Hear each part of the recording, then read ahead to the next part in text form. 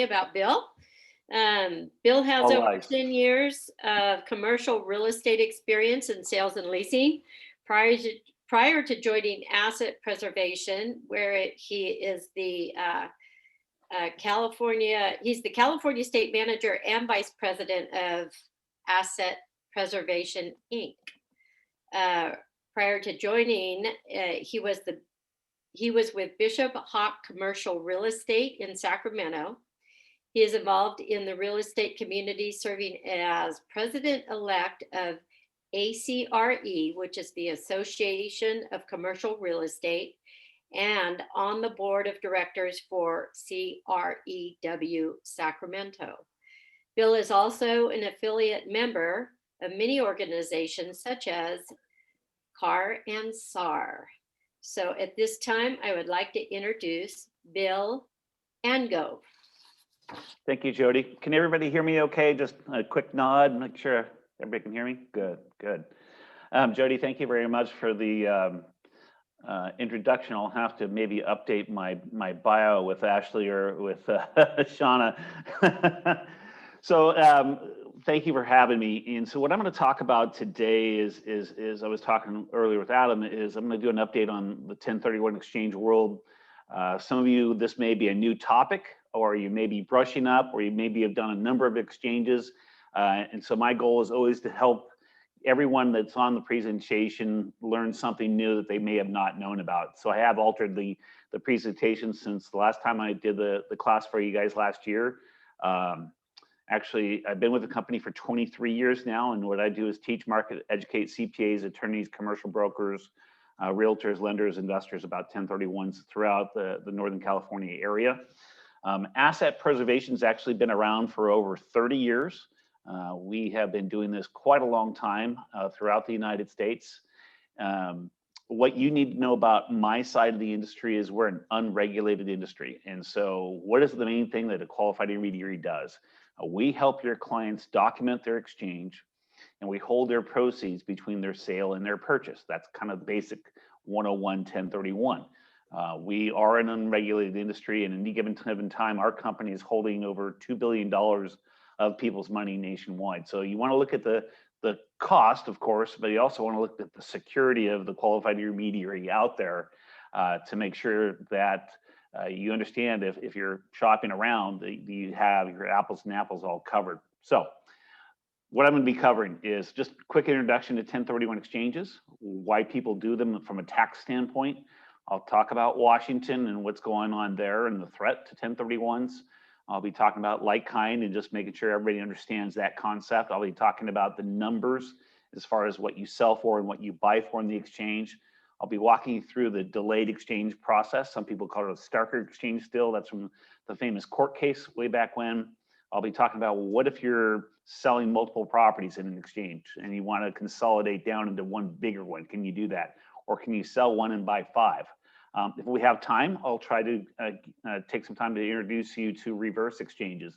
We are doing quite a few of them right now, especially in the vacation second home marketplaces. We've got, and I'm sure you do there, a lot of Bay Area transplants are saying, hey, I can work from home, but I'm coming up here and I'm getting beat out on bids because people are ready to close with cash. And I still have to sell my property here in the Bay Area, and I'm making my offer contingent upon selling my old property, and they're not making it through. A reverse exchange, if they have the ability, they can buy first and then sell second. So we'll talk about that if we have time. So let's get into the materials here. So you have taxpayers that own property, investors, and they have the choice. They can hold on to the property and continue the course as is, but maybe they're not getting as good of a cash flow that they could be with their $500,000 of equity or whatever it may be. They hold on to that property, and then also they have issues with maintenance and repairs. You know, what does a new roof cost on a rental house or office building or fourplex? What is the new HVAC, flooring? All those costs can really impact your investment, as well. It helps your investment, but it also impacts your cash flow on an annual basis. They can sell the property this year and pay the taxes.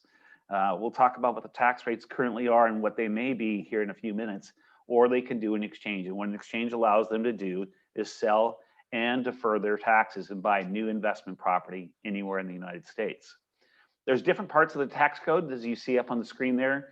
We're focusing on 1031 today, but there is section code 1033, and if you're not familiar, it says they're involuntary conversion. Let's say, you have clients that own a property and they want to build a new freeway or a new road, or it's in a floodplain.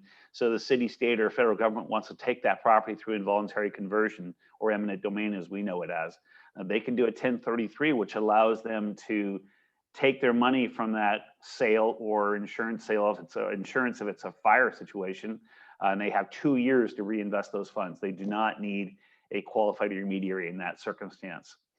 Moving along here, section code 121. So exchanges have been around briefly. They haven't been around briefly, let me correct that. They have been around since 1921. And so this is nothing new to the tax code. Some people call it a loophole, but it's been around for quite some time. It's a great tool for anybody that's selling or buying investment property. What do we do? This is all the technical stuff. We are a person that is not the taxpayer. So we're an unregulated industry, which means just about anybody could be an exchange intermediary, which should also be scary to you at the same time.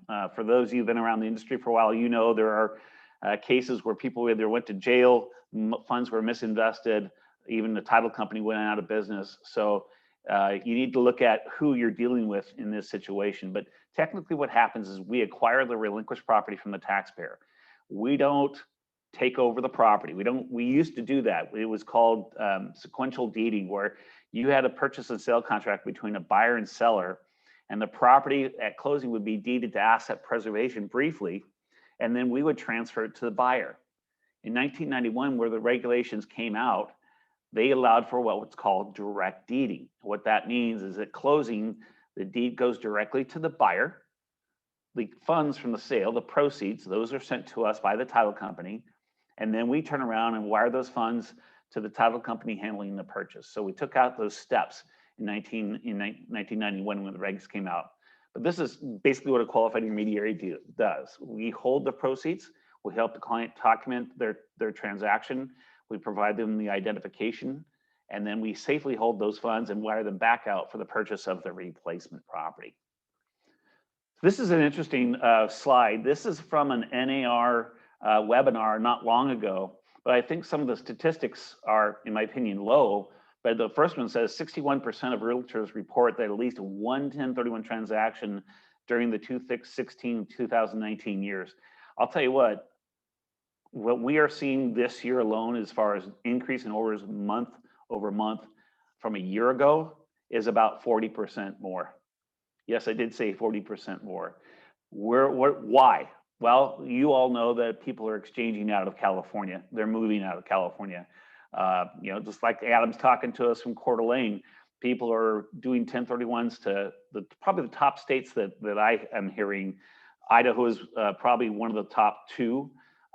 Nevada, Florida, Texas, and North Carolina. Has anybody heard other states? And you're welcome to unmute yourself and participate. I always appreciate comments or anything like that. But Oklahoma. What's that? Yep. Montana. And Oklahoma. Yep. And I just Tennessee. got one. Yes, Yeah. absolutely. I was just took one yesterday. They're exchanging just outside of Knoxville. And I've talked to other people who are just outside of Nashville. So that's, Tennessee's definitely one of those ones. I took one this morning. They're exchanging to Bend. Remember, everybody was moving up to Bend, Oregon for a long time there, and it seems to mellow out. But yeah, Montana, Betsy, you're definitely right on that. The second bullet point says 12% of sale transactions by NAR commercial members were 1031. Now, this is a really interesting fact. Marcus and Millichap, which is a very large commercial real estate investment company, brokerage house, 33% of all of their transactions are 1031 exchanges. So you could see their interest in keeping 1031s around if Washington goes haywire in the next couple of weeks or in the next couple of months and eliminates them. And so I don't like to spread rumors. I will just tell you what Biden's plan was when he was campaigning. Number one, you see that it reverts top individual tax income rate for people who are over $400,000 back up to 39.6 from 37%.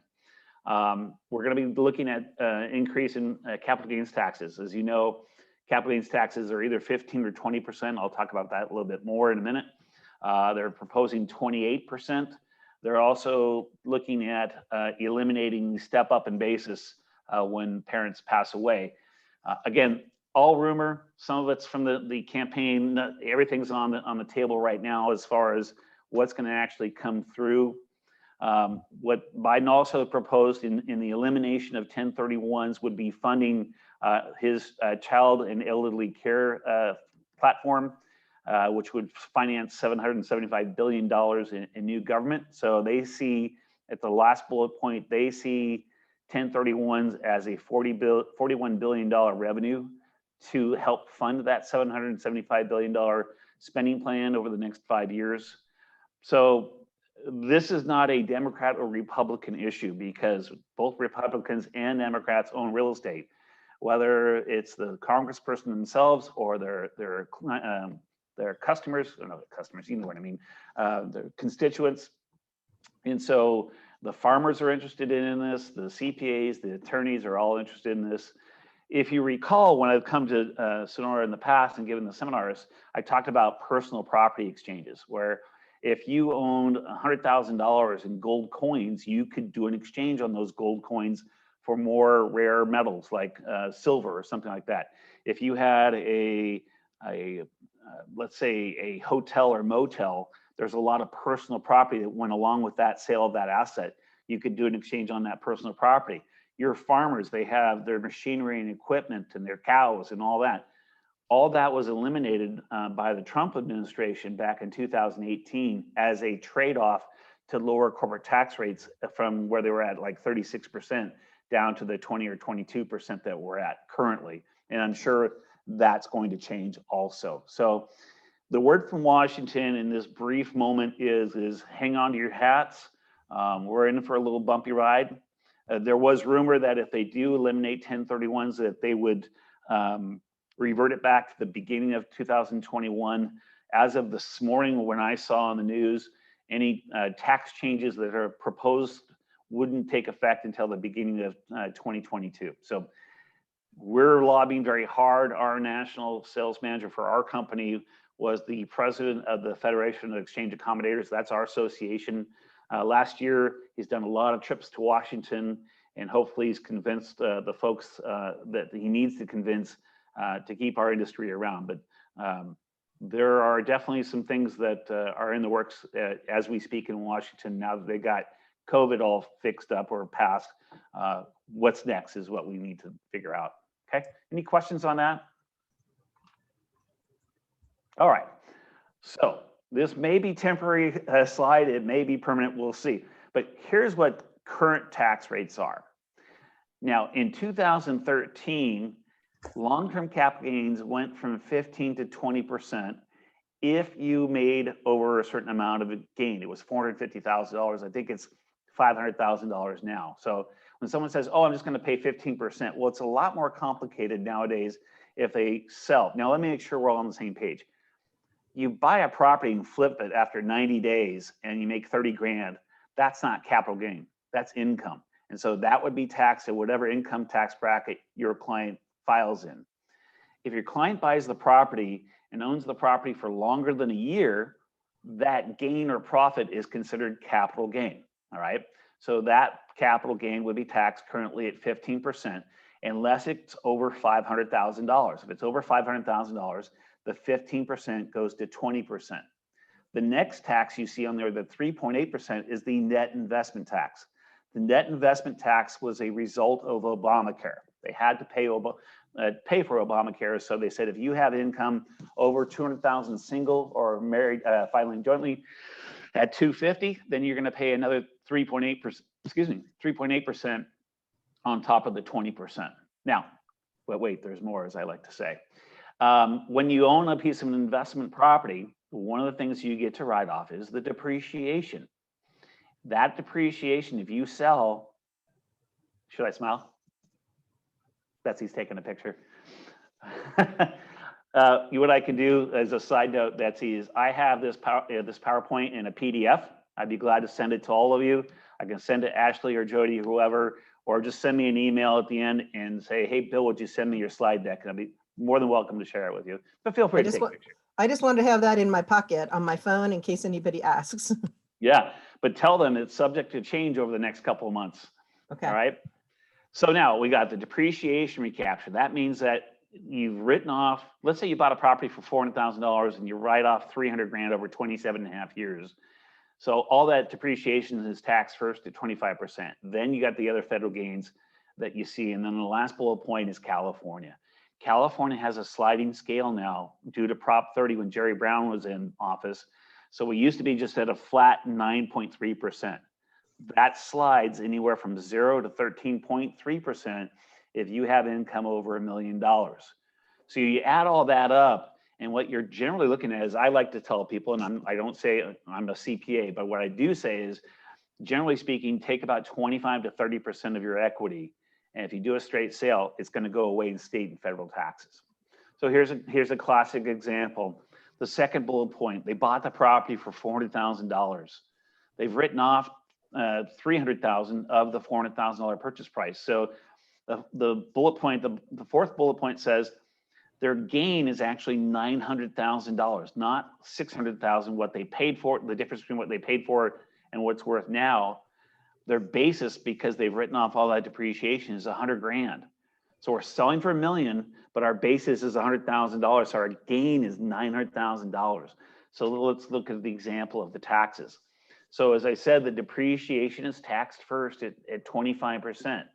So we're taxing for 900 grand. So what we just did is we just taxed for 300 of the 900. The balance, the other $600,000 then, is taxed at the higher federal rate because we have gains in excess of that 450 or 500,000. And then the whole thing gets taxed at the 3.8%. All right, so another 34,000. And then California is taxing the $900,000 gain at 12.3%. So I bought it for $4 million. I'm selling for $1 million. I'm going to pay combined state and federal $339,000 of tax if I do a straight sale. What does an exchange allow them to do? It allows them to sell, defer those taxes, and keep that gross equity of $1 million growing and building for them. So these two bullet points in the page say, well, okay, if I sell and pay the tax, I can take the $660,000 and use it as a 25% down payment or a 75% LTV. I can leverage to $2.64 million worth of property.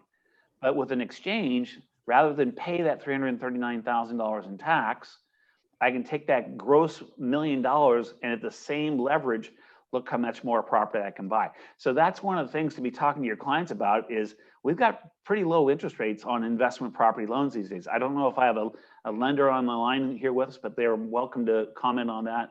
But that's one of the basic tools that you can sell your clients on is you can sell, defer those taxes, both state and federal, and leverage either out of state or into a much larger property that you have now, especially if they own that property free and clear. Any questions on that? Well, this next slide is coming up. All right, so briefly, this is what the tax code says. And what changed in 2018 is the insertion of the word real property, real.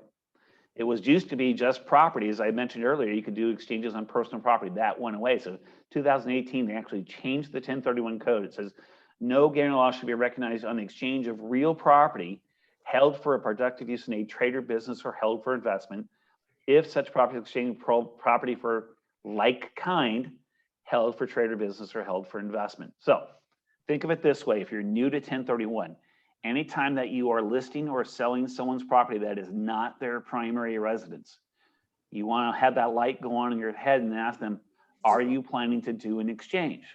And they'll say, what's that? We inherited this property 10 years ago. My siblings and I don't like each other. And we just want to go our separate ways. Well, did you know, Mr. and Mrs. Smith, that you could do an exchange into another property, say in Coeur d'Alene, Idaho, Maui, Tahoe, wherever it may be, or just something down the street and not pay all the taxes on that gain. And John and Nancy Smith can go pay their taxes and cash out. In the office, which is in front of the clubhouse. However, I think we need to mute. Oh, there we go. Okay. So these are the things that you cannot do an exchange on. It says stock and trade or their property held primarily for sale. Well, we know home builders like Lennar, others that buy, build, and sell. So they don't do exchanges because they're in the trades. People that flip properties are in the trades, and they generally don't do exchanges. We cannot do exchanges on stocks, bonds, or notes. And the one that I want you to pay attention to is interest in a partnership. If Jody and I and Ashley owned the Tuolumne Association of Realtors building right there in an LLC, and Adam wanted to sell his property in Coeur d'Alene and buy into the building that we own there at the Tuolumne Association of Realtors, we can only sell him an interest in the real estate, not an interest in the LLC that owns that asset. So you cannot do an exchange into or out of a partnership interest when you do a 1031. The same taxpayer selling needs to be the same taxpayer buying. We can sell them a 10% tenants in common ownership in that building, but we cannot sell them an interest in the partnership. Okay. How'd you know that Adam owned property in Coeur d'Alene? Oh, you didn't get, he was on earlier. He's been walking through, he's burning wood today in his property in Coeur d'Alene, evidently. No, I've actually been there. I've rented it from him before. Gotcha. Yeah. All right, this is a really That's good great. one for selling for you to your potential clients out there. They can increase their rate of return by taking advantage of leverage. I just mentioned that, by the way, right? They can leverage at today's lower interest rates. If they own the property free and clear, that's classic. They can go leverage and buy 4 properties if they so choose. They can diversify into different property types. They can consolidate. That's what we're seeing right now is a lot of the boomers who own 3, 4, 5, or even 6 properties are saying, I'm tired of the T's, tenants, toilets, termites, trash, and taxes. I'm tired of tenants. I just want to get out of this property. I'm tired of the call of the bathroom toilets leaking or whatever the issue is, roofs leaking. I want to get out from underneath these properties. So they could sell 3 properties and go buy, you know, what we're seeing in a lot of the commercial investments are triple net deals where you've got the CVS stores, you've got the Walgreens. Those properties are typically an investment property. It's on a 25-year triple net lease. So these people sell these 3 or 4 properties, take all their equity and go buy that, whatever that property may be in whatever state, because they can buy anywhere in the United States, and they've got cash flow without having to do anything. If you're not familiar with the triple net lease, it allows the taxpayer basically not do anything to take care of the property. It's all upon the tenant taking care of the property. So they can consolidate, they can increase their cash flow, gives them management relief, they can increase their depreciation. And last but not least, the boomers are estate planning, or hopefully they're estate planning right now, where they've owned these properties for a number of years, but you know, little Johnny lives in Chico, Susie lives in Sacramento, and Fred lives in Modesto. And so maybe they want to sell those properties and buy properties where their kids live. So when they do pass away, the kid either lives in that property already, or the kid will inherit that property closer to home. So that's all some great reasons. And by the way, everything that you see in this PowerPoint is a newsletter on our website, including this one, Reasons to Exchange. And so if you're looking for social media content, we've got a lot of materials for you that you can use out there. Just bring this up quickly. Everything that you see on the screen here is considered like, kind, and exchange. I still get the calls on a regular basis, rental house for rental house, right? No, it is investment property for investment property. You see the windmills, you see the oil and gas, you see the cell tower sites, you see these large office buildings, you see vacation homes. I mean, you're in a vacation home marketplace. I'm sure that you'll run into this on a regular basis. And I'm going to talk about briefly vacation / second homes and what the difference is and whether they qualify or not for an exchange. So any questions on like-kind property? Ashley, is there anything in the chat or anything, any typed out questions that you see there at all? Or Jody? Okay, good. So here's the magic question. This is the update.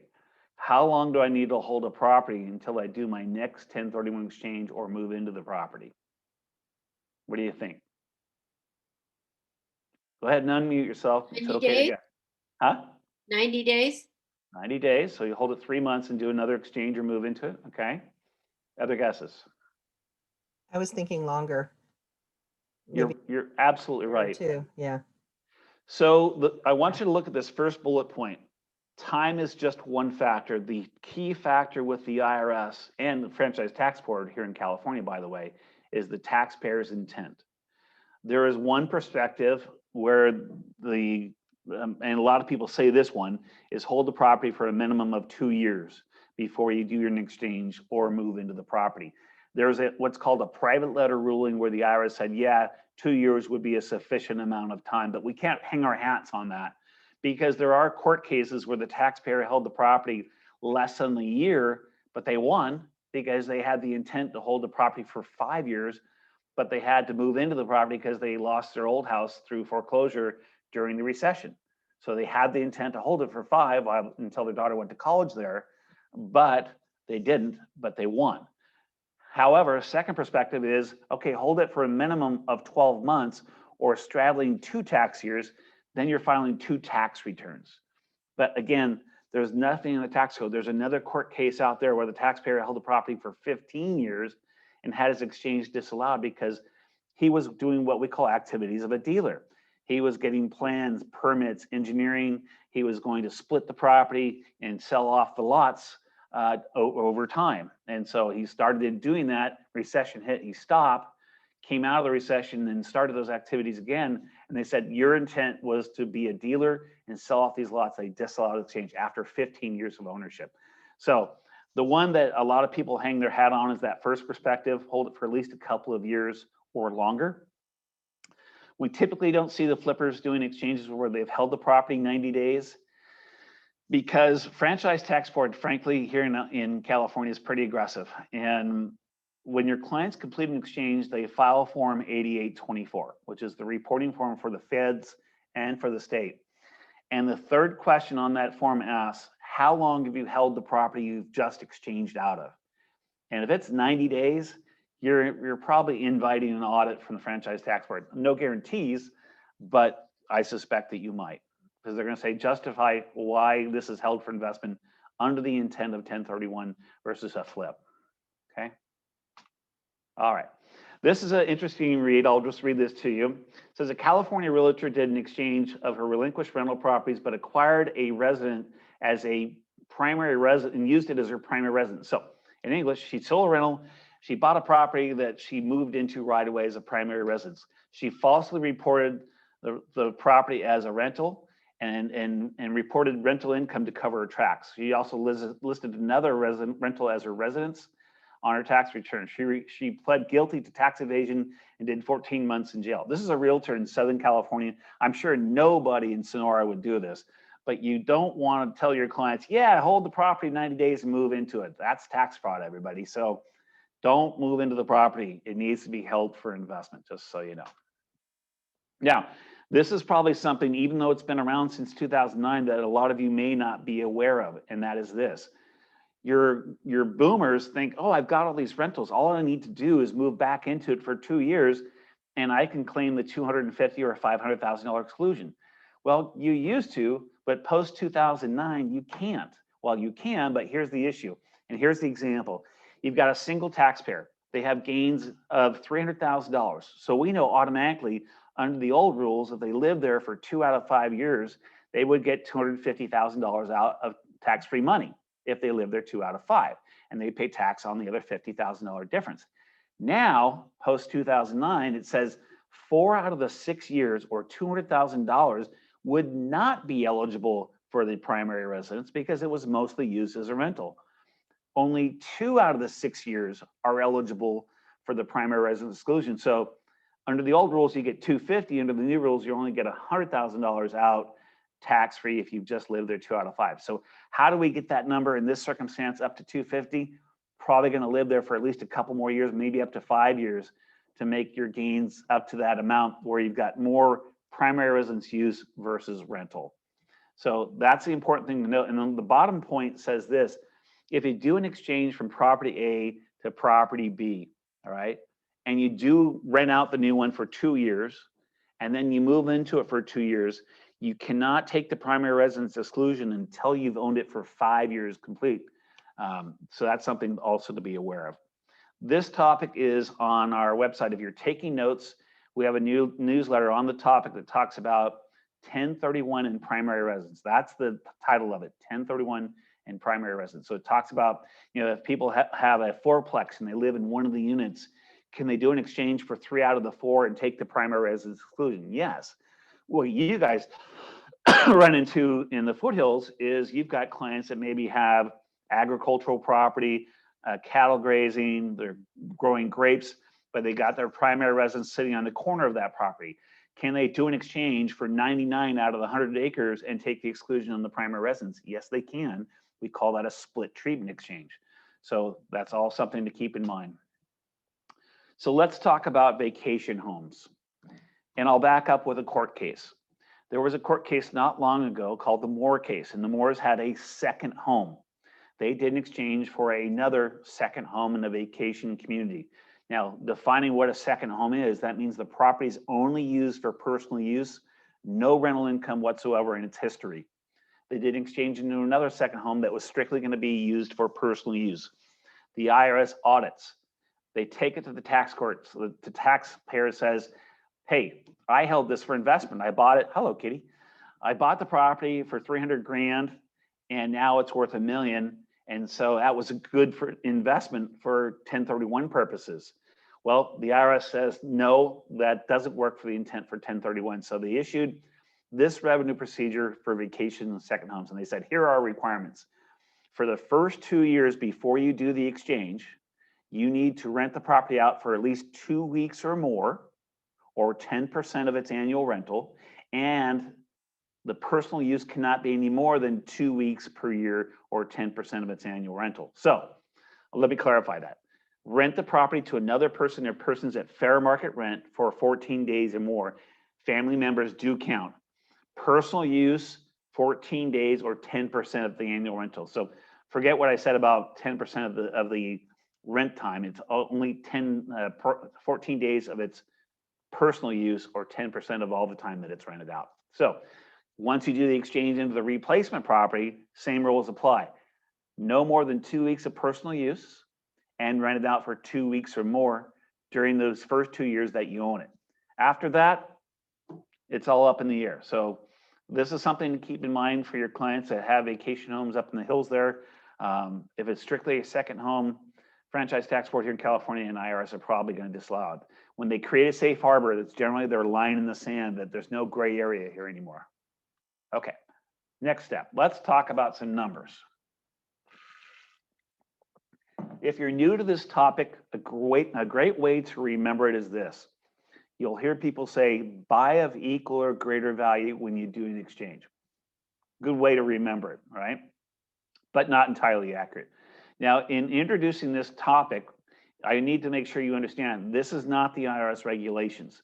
This is, if you don't want to pay any taxes, here's what you should do. First bullet point, reinvest all of your exchange proceeds. Number two, acquire property with the same or greater debt. So let's go through the example. I'm selling for $900,000. My outstanding loan balance, not my original loan, my outstanding loan balance at the time of the closing is $300,000. My escrow and title fees and my commissions amount to $60,000. So what comes out of the sale is $540,000.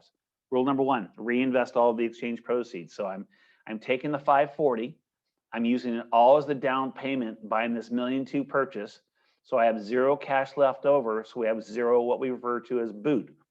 Second bullet point, acquire property with the same or greater debt. My old loan balance is $300,000. I'm getting a new loan for $660,000. So I'm leveraging into a bigger property, probably increasing my cash flow, getting into a newer property, maybe in a different location. So my loan is greater. So I have zero boot. So I bought at equal or greater value. I reinvested all of my proceeds. I got a new loan that's the same or greater as my old loan. So this exchange is 100% tax deferred. Is it okay to buy a lesser property? Sure it is. We see this a lot with the Bay Area transplants where they're selling something in the Bay Area for $900,000, but maybe what they're acquiring up in the foothills is only $7,000, and maybe they want some cash out to make improvements to the property after they buy it. They can do that.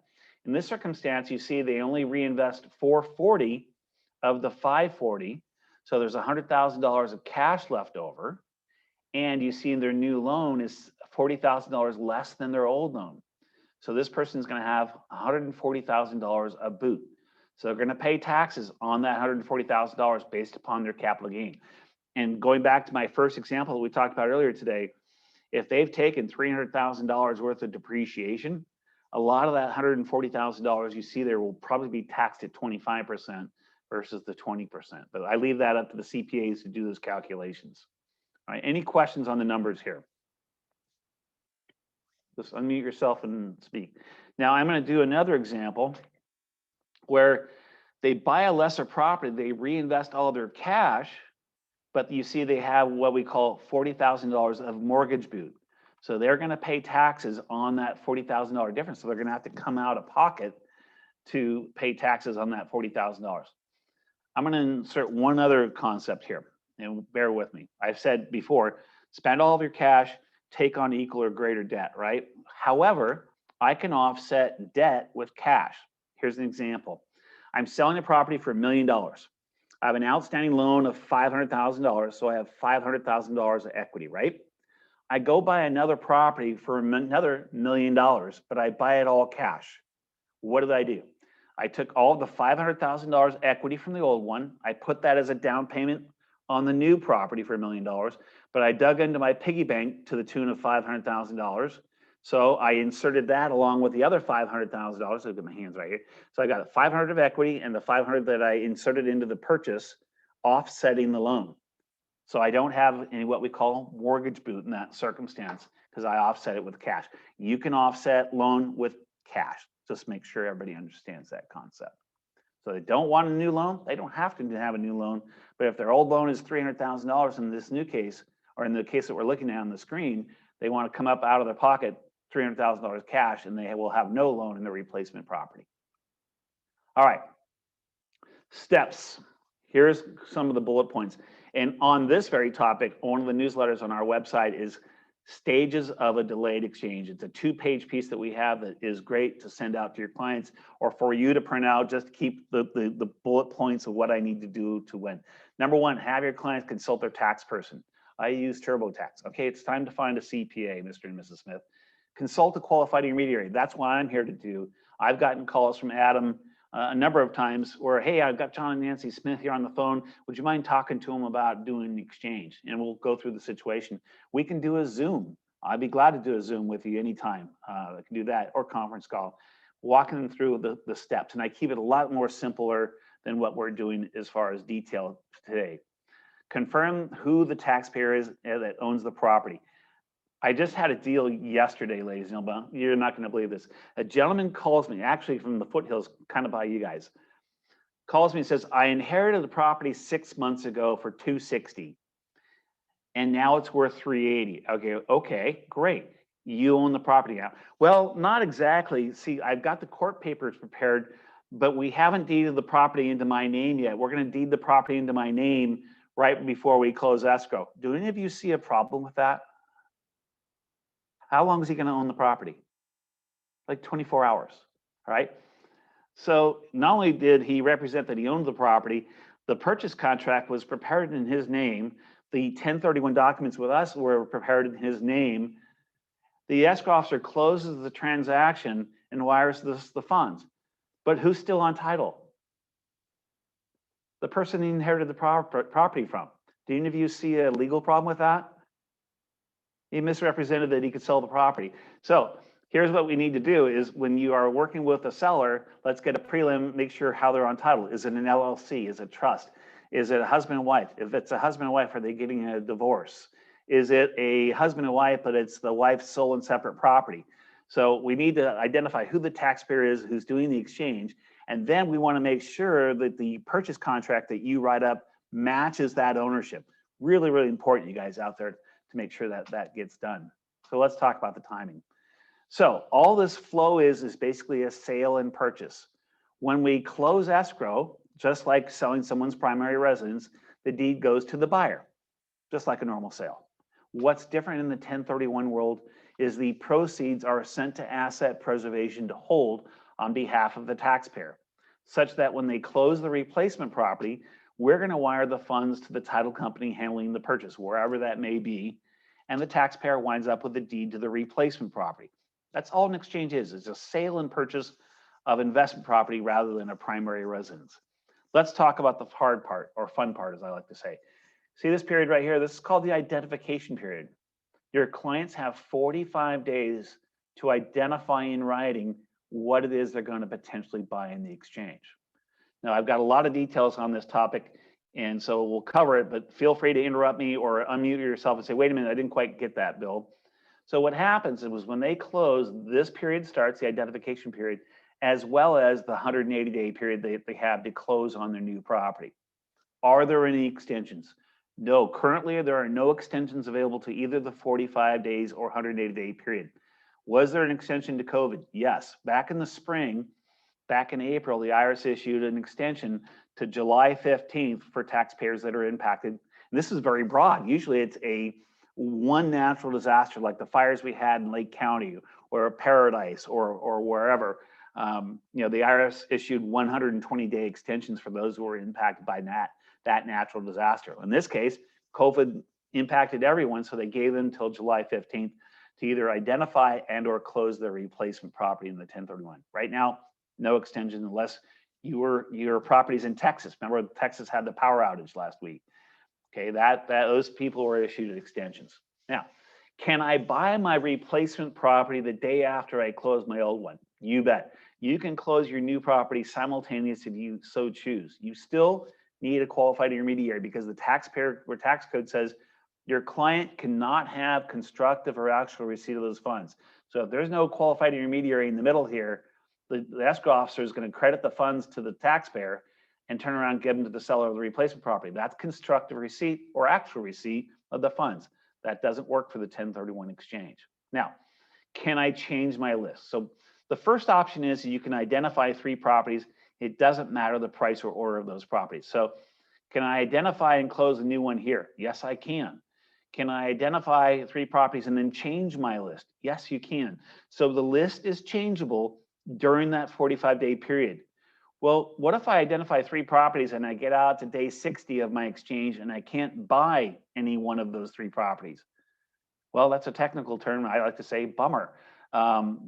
Because if you can't or don't want to continue the exchange, the IRS regulations stipulate that you have to wait until day 180 to get your proceeds back from the qualified intermediary. Those are not our rules. Those are the IRS regulations. So this 45th day is really key. If they don't identify any properties within the 45 days, on day 46 or 47, their exchange is basically over because they didn't identify any properties, and we're going to wire them their money back. What's the downside to that? They paid us $1,000 to look, and maybe that's an upside because they spent $1,000, which is our fee, to give themselves 45 days to look. I was on the PCAR, Placer County Association of Realtors Zoom this morning. The inventory for Placer County is 0.8 of a month right now. I'm sure in your marketplace, it's probably similar. So that makes our jobs harder finding suitable replacement properties. Well, another question comes up. Can I have this property, my replacement property, under contract before I close my old one? What do you guys think? Yes, you can. However, you would probably have to make your offer contingent upon the old property closing. Well, where does that put your offer in line with the other offers, the other 10 or 12 that you're currently getting on right price properties? Probably puts it down the list. Do I have to have my replacement property in contract to identify it? No. You can have it in contract to identify it if you so choose. Makes your life easier, right? You'll close, you got good funds, you've got your pre-qual from the lender, close on the replacement property probably 30, 45 days out is what we're typically seeing between the sale and purchase, or even quicker than that these days. So let's keep moving here. Come on. So going back to how many properties we can identify. The first option you see there is yes, the taxpayer can identify 3 properties. It doesn't matter the price or order of those properties. That's the most commonly used rule because it says I can identify and buy 1, 2, or 3 properties. The 200% rule is more difficult. And what that basically says is if you identify 4 or more properties, then the value of all those properties combined cannot be more than double the price of the property you're selling. Okay, in English. If you're selling for $500,000 and Jody goes out and finds me 7 properties to identify, what this rule says is all 7 of those properties combined values can't be more than $1 million. So that may or may not work in your marketplace. It may work in other marketplaces, but it may not work in yours. So the last rule or option is the 95% rule. And that states that if you do list more than 3 and their values do exceed double what you're selling for, in this case, $1 million. So as an example, if I identify 7 properties worth $3 million all combined, the very last line there says, you must acquire 95% of the value of all those properties identified. Translation, you've got to buy your whole list. All right. Any questions on how many properties you can identify? Speak now. Or forever hold your peace. Okay. How do we identify? This is part of our job. We provide your client the identification letter. They have to identify in writing. They have to unambiguously describe the property that they're buying. So I'm buying something in Tuolumne County, doesn't work. However, if I'm describing 4320 Tuolumne Road in Sonora, California, that's identification.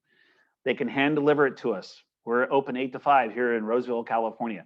They're probably not going to hand deliver it to us. They can mail it to us. If they mail it to us, it has to be postmarked by midnight of the 45th day of the exchange. How many of you know what the word or remember what the word telecopied means? This was written in 1990. That's also the word for fax. So they can fax it to us. It has to be faxed before midnight of the 45 days. Here's what's going on practically these days. 2 options. Number 1, DocuSign. Does the qualified intermediary work with DocuSign on exchange documents and or identification? We can do that either way. Can they take the document, print it out, fill it out, put it on their scanner, create a PDF and email it to us? Yes, they can do that. But just sending me an email identifying the properties and picking out a really cool calligraphy font on your computer is not identification. So it's really important to understand that they use our form. This is, of course, I'm sure it's pretty small on your computers, but the form on the right is what they would fill out. It has attention team Jolie. Here's my API order number. Here's the exchange. Typically, we send this with their information already filled in. So all they have to do is fill in the area down below right here, which is the property description, the percent in the property. So if Adam's selling his property in Coeur d'Alene and buying 10% of the Tuolumne County Association of Realtors, he's going to identify the property address and the percentage of that building that he's identifying. And then most importantly, he's going to sign it and send that letter to us before midnight of the 45th day of the exchange. Hey, Bill, this might be a silly question. Identifying a property does not mean that you have a contract written. With all the rules, regulations stipulate that you unambiguously describe the property. Whether you have it under contract or not, it doesn't matter. So if you identify a property and describe it, and so something's on the market and it's listed and they identify it, but they don't write on it, or they write on it and they get beat out by somebody else. And it gets to the end of the 45 days and they've written on, 3 or 4 different properties and they've gotten beat out on all of them. Am I following you correctly in identifying just means that they are finding something that's actively listed? It doesn't have to be actively listed. Okay. But if it is? If they're at day 44, what they want to do is send us their list of properties, say 3 properties, and hopefully they're able to buy 1 or 2 or 3 of those 3 properties. Okay. When they get to day 46, you don't have to have written an offer. You don't have to have it under contract, but you want to be able to close 1 of those 3 if you're going to get past day 45. Does that answer your question? And Bill, correct me if I'm wrong. I could send you my list of my properties on the 23rd day, and then I find something else that I want. And as long as I change that and give it to you on day 44, I'm good. But during that 45-day period, things can change, but you want to make sure you have identified a property that you're actually going to purchase by day 44 and a half. Absolutely, Correct. Adam. Yeah, Okay. that's important. So if they send us a list of 3 and then they send us another list of 3, then they're going to fall either under the 200% rule or the 95% rule. So what we do is advise them to revoke their first list and go with the second list of 3 properties. So the list is changeable. Other questions? So the slide I have up right now is that consolidation, the diversification bullet points I brought up earlier. I want to sell 3 and I want to buy 1 larger property. Can I do that? Yes. Here's the thing to remember if you have clients that are going to sell multiple properties. You want to try to get them all closed as close together as possible. They do not have to all close on the same day. But you want to, when property number 1 closes, that starts your 45 and 180-day clock ticking. So you want to try to get property 2 and 3 closed as close as possible as number 1. So you know what you're going to be working with value-wise in identifying replacement properties. Because if you only get property 1 and 2 closed and number 3 is not going to happen, then you're only going to be doing the exchange with 2/3 of the value of what you thought you're going to be working with. So real important when you work with multiple property exchanges. And that's one of our newsletters also. What if I'm selling 1 and I'm buying 3? Same thing, you've got to get all 3 closed within that 180-day period. No extensions available to those timelines whatsoever, okay? Can a last minute exchange be set up? Absolutely. So long as the transaction hasn't closed, and we're seeing the last 2 months, I don't know what it is, people are deciding on Friday they want to do an exchange for a closing on Monday. It can happen depending on the QI, but so long as that escrow officer hasn't deemed the transaction closed, you can do an exchange. You're going to stop the closing, promptly contact us. We need to talk to the taxpayer, figure out how long they've owned the property, how do they own the property. We need to get a copy of the prelim and contract sent to us, and we can draw documents in 15 minutes if we have to, while everybody's sitting at the table.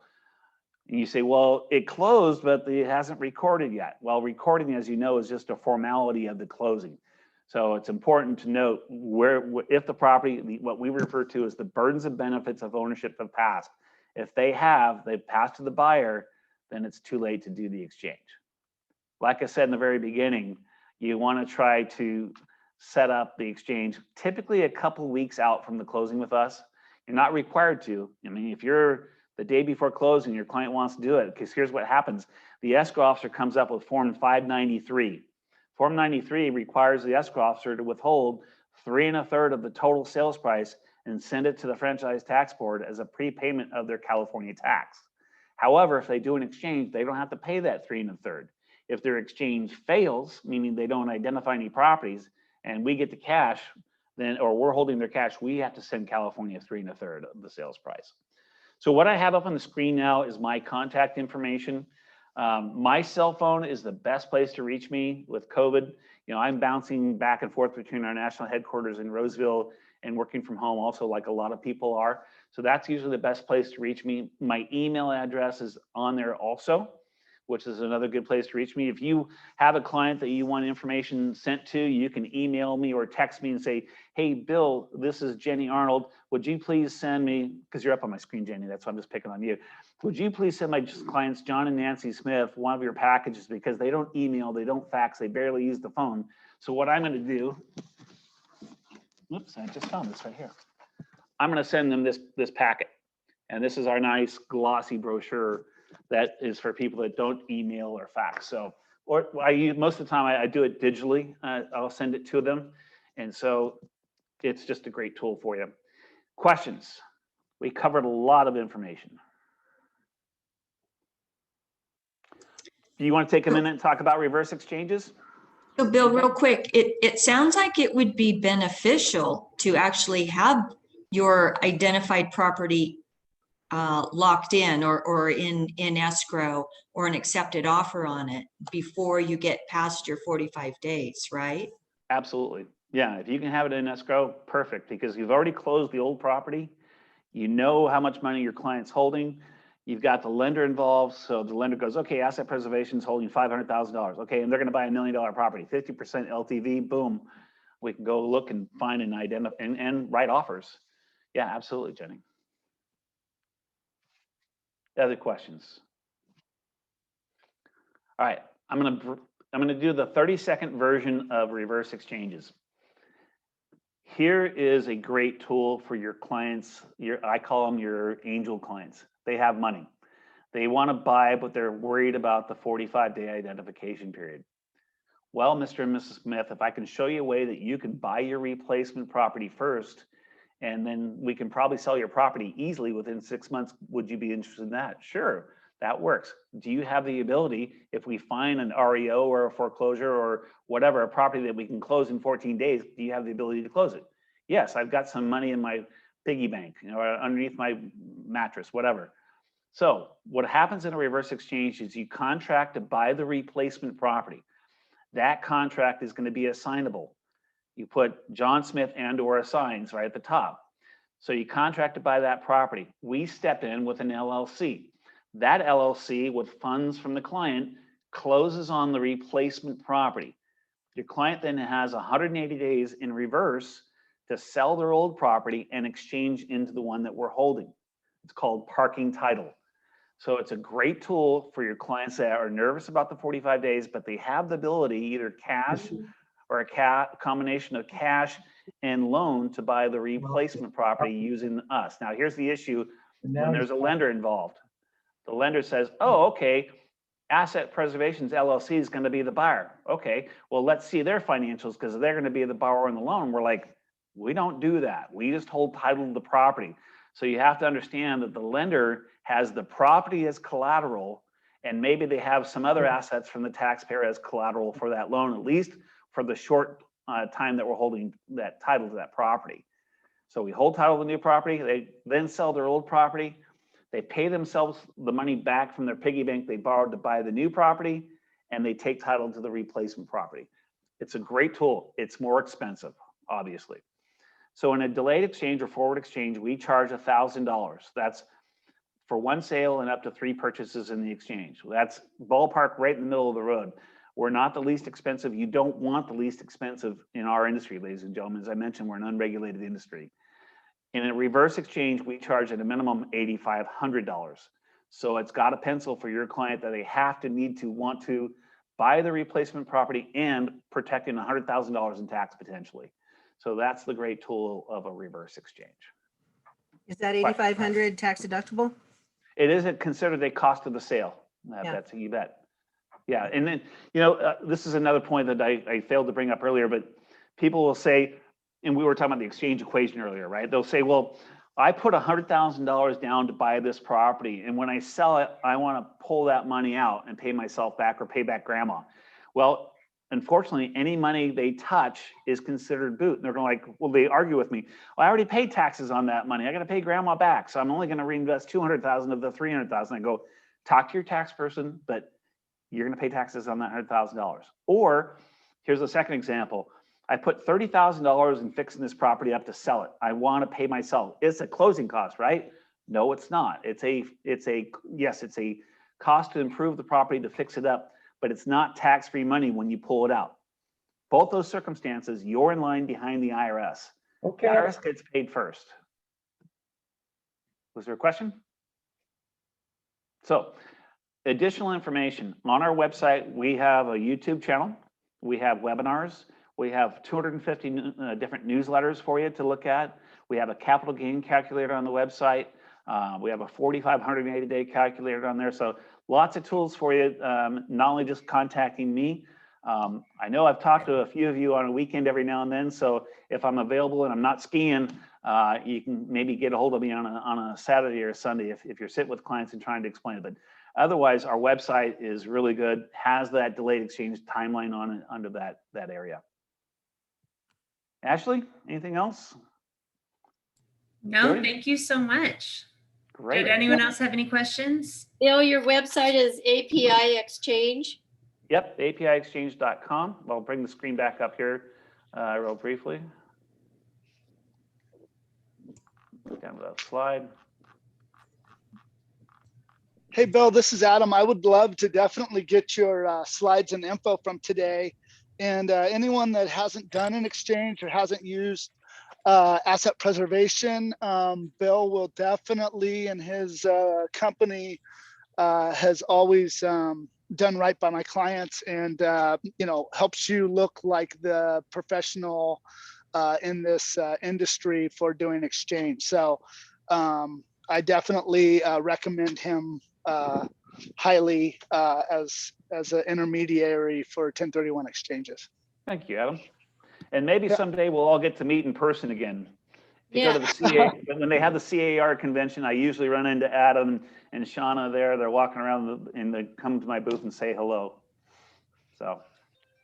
Yeah, so I might get back in touch with you. I got appointed as the taxation finance commercial investment chair for issues for CAR this year. And we've been going over different tax codes that you've touched on. One question I did have is, do you find, and I'm sure not very often, but someone that does have a boot in an exchange or a fail exchange looking into opportunity zone? I know that's maybe not your field of expertise or something you do as an intermediary, but I have had some clients that have taken a portion of that proceeds or boot and gone to an opportunity zone to at least offset some of that debt. I will be the first to admit I'm not as knowledgeable on the opportunity zones, Adam. We do have a couple pieces in our newsletters on that topic.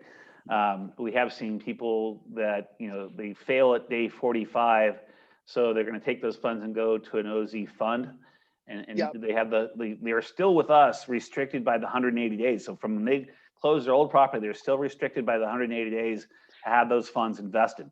So that's the thing to be aware of there. Right. I don't have any Gotcha. other comment other than that. Yeah. Good point.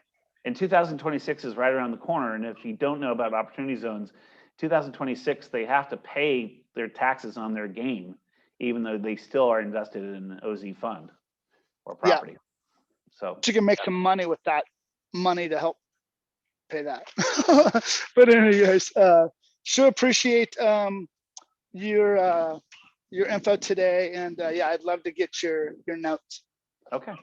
Well, that's it for me, everyone. Thank you for participating. Again, send me an email if you want the slide deck. I'd be glad to send it to you in PDF. I'll add you to our e-news. So when things happen in Washington, we'll put the word out there to let you know. But we don't send out scare emails like, this is what we heard. We're meat and potatoes. This is what's been proposed by the president, and here's what's on the table as far as the future of 1031s. So that's what we have. Thank you, Bill. Thank Yeah, you, my Bill. pleasure. Thanks for having me.